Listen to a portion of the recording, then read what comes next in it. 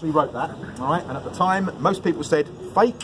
And even the leading detectives of Scotland Yard went out on a limb a few years later and said they knew exactly who'd written it, and it was a journalist.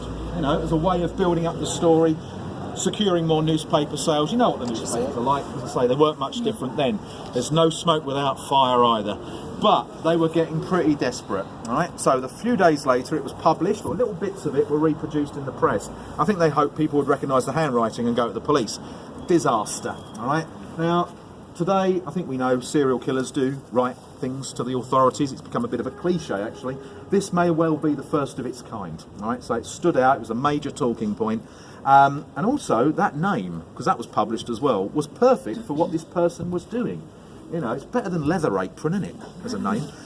It trips off the tongue, perfect. Put those two things together, you get a major sensation on your hands. The downside of it, of course, is because it captures the Victorian imagination, suddenly writing letters from Jack the Ripper and sending them to anybody becomes a national pastime.